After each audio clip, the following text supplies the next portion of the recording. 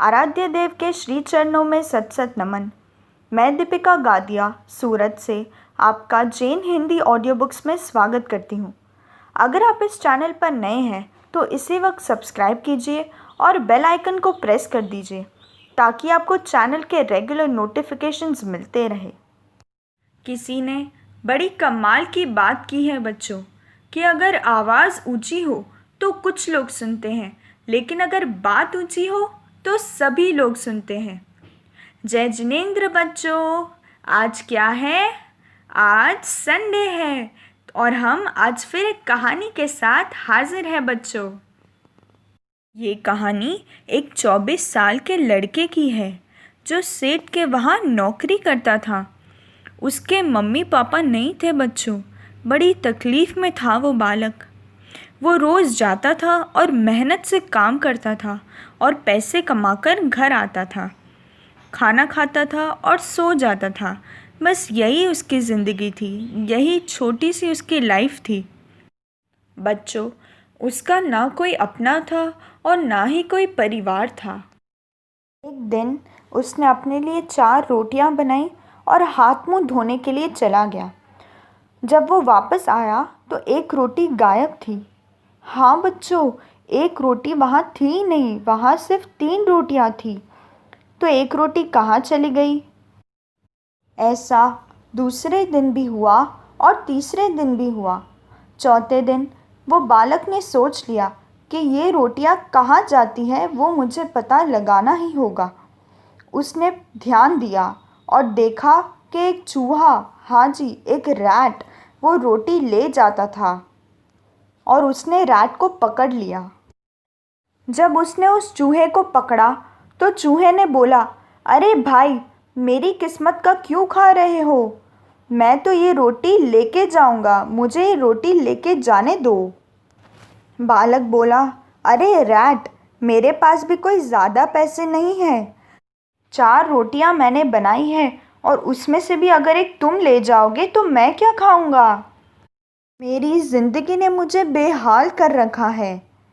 चूहे ने कहा, तुम्हारे सारे सवालों के जवाब तुम्हें एक ही इंसान दे सकता है। तो बालक ने पूछा, अरे कौन है वो? चूहे ने बोला, गौतम बुद्ध है वो। तुम उन्हें अपनी लाइफ के बारे में कोई भी सवाल पूछो और वह तुम्हें एकदम सही राह दिखाएंगे। बालक बोला, अरे ये तो बड़ी अच्छी बात है। बालक चूहे की बात मान के गौतम बुद्ध की आराधना करने लगा। उसने थोड़े दिनों के लिए काम से छुट्टी ले ली और ऊंचे पहाड़ों की तरफ चल पड़ा जहाँ गौतम बुद्ध का वास था। रास्ते में रात हो गई। बालक ने एक हवेली में मदद मांगी कि आज रात मुझे वहीं पे रहने दो। जो हवेली की मालकिन थी वह बोली, ठीक है रह लो। और बातों बातों में पता चला उन्हें कि यह बालक गौतम बुद्ध की आराधना करने जा रहा है। तो वह बोली कि मेरा एक सवाल है, जवाब लेते आना उनसे, अगर वे आपको बताते हैं तो। मेरी एक बेटी है जो 20 साल से कुछ बोल नहीं पा रही, वह कब बोलेगी? बालक बोला, ठीक है मैं पूछ आऊँगा। अगले दिन वह फिर से चल पड़ा अपनी मंजिल की ओर। इस बार उसने एक बड़ा सा बर्फीला पहाड़ देखा। अब वह सोच में पड़ गया कि मैं इस पहाड़ को कैसे पार करूं। तभी वहाँ एक ऋषि मुनि मिले उसे। बालक ने ऋषि मुनि से मदद मांगी कि वह पहाड़ कैसे पार करूं।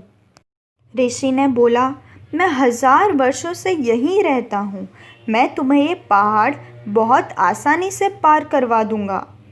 पर तुम्हें क्या काम है बेटा, तुम वहाँ क्यों जा रहे हो?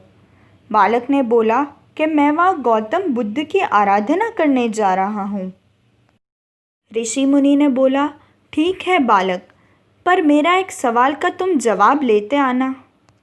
और बालक हंसकर बोला, जी हाँ, आपका भी सवाल का जवाब ले आएंगे। मुनि बोले, मैं कब से यहाँ पहाड़ियों में स्वर्ग जाने की कोशिश में हूँ, मुझे मोक्ष कब मिलेगा? बालक बोला, ठीक है मैं पूछ आऊँगा। और ऋषि ने उस बालक को बर्फीला पहाड़ पार करवा दिया। अब बालक को सीधा रास्ता मिल गया। वह वापस अपनी दिशा की ओर चल पड़ा। कुछ देर बाद बालक ने एक नदी देखी। वह फिर से सोच में पड़ गया, अब मैं ये नदी कैसे पार करूं? तो बालक ने एक टॉर्टोइस से मदद मांगी। उसने टॉर्टोइस को बोला, मुझे अपनी पीठ पर बिठा के ये नदी पार करने में मदद करो।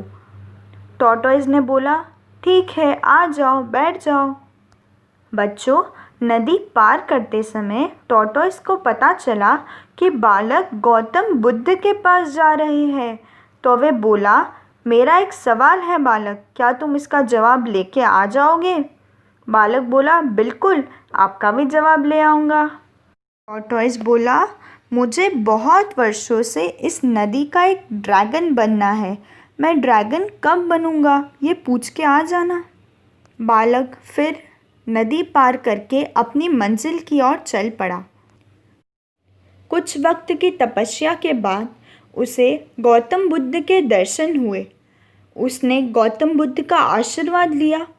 गौतम बुद्ध ने कहा कि मैं तुम्हारे सवालों का जवाब दूंगा, लेकिन सिर्फ 3 सवालों का उत्तर दूंगा। बच्चों, अब बालक फिर से परेशान हो गया कि मेरे पास तो 4 सवाल हैं, तो मैं कौन से 3 सवाल पूछूं? बालक बिल्कुल कंफ्यूज हो गया। सबसे पहले उसे अपने दिमाग में हवेली की मालकिन याद आई कि उनको अपनी बेटी का इलाज करवाना है। वह रो भी रही थी और उनकी बेटी बोल भी नहीं पाती है, तो ये सवाल तो ज़रूरी हुआ। दूसरी तरफ उसके दिमाग में ऋषि मुनि आए जो हज़ारों साल से तप कर रहे हैं। तीसरी तरफ उन्हें वो टॉर्टोइस याद आया कि अरे वो भी तो प्राणी है, उसकी भी तकलीफ़ें हैं। फिर उसके ध्यान में अपनी तस्वीर आई कि वह तो एक 24 साल का लड़का है जो नौकरी करता है। उसने सोचा, अरे मैं तो नौकरी कर ही रहा हूँ, खाना खा रहा हूँ और अपनी ज़िंदगी गुजार रहा हूँ। थोड़ी और मेहनत करूँगा तो और कुछ भी अच्छा बन जाऊँगा। और अगर मेरी वजह से उन तीनों की ज़िंदगी में कुछ बदलाव आए, कुछ सुधार आए, तो मुझे इससे ज़्यादा कोई बात की खुशी नहीं होगी। इन तीनों के सवाल भी ज़रूरी है। तो बालक ने सोचा कि मैं इन तीनों के सवाल पूछूंगा। तो उसने ये तीनों सवाल गौतम बुद्ध से पूछे। पहला सवाल मालकिन का, तो गौतम बुद्ध ने जवाब दिया, वो बेटी की जैसे ही शादी होगी वह बोलने लग जाएगी। दूसरा सवाल ऋषि मुनि का था। गौतम बुद्ध ने जवाब दिया, वह जिस दिन तप में लीन हो जाएंगे पूरी तरह, तो वे स्वर्ग पहुंच जाएंगे। तीसरा सवाल था टॉर्टोइस का। उसका गौतम बुद्ध ने जवाब दिया कि जब वह अपना कवच उतार देगा तो वे ड्रैगन बन जाएगा। बच्चों, बालक ने गौतम बुद्ध का शुक्रिया किया, उनकी आराधना की और वापस चल पड़ा अपने घर की ओर। रास्ते में उसे टॉर्टोइस मिला।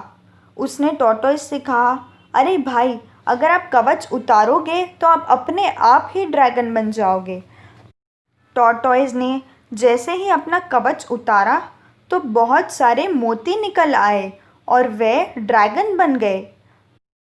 टॉर्टोइस ने बालक को बोला, अरे बालक, ये मोती तुम ले जाओ, मैं ये मोती का क्या करूँगा, मेरे कोई काम के नहीं है। फिर आगे जाके बालक ऋषि मुनि से मिले और उन्हें गौतम बुद्ध की कही हुई बात बताई। तो ऋषि मुनि ने बालक को कहा कि अरे, अभी तुम मेरी ये सारी पावर्स तुम ले लो, मेरे ये कोई काम की नहीं है, मैं तो स्वर्ग चला जाऊंगा। तो बालक के पास अब जादुई पावर्स भी आ गई। फिर वह आगे जाके हवेली की मालकिन के पास गया और वहाँ जाके बोला कि आपकी बेटी की जब भी शादी होगी तो वह बोलने लगेगी।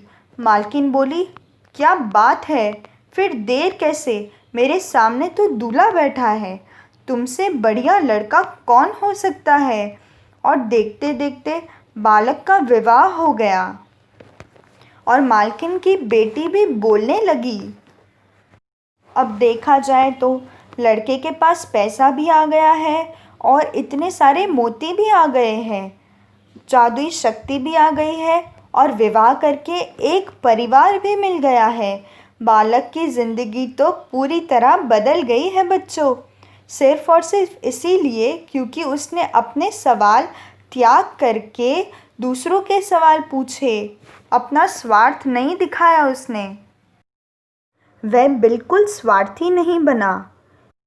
एक छोटी सी बात से समझो ये बात, जब कोई बोट नदी के किनारे होती है तब वो बिल्कुल सेफ होती है, लेकिन नदी के दूसरी तरफ पहुंचने के लिए उसे बहुत से बड़ी बड़ी लहरों से गुज़रना पड़ता है।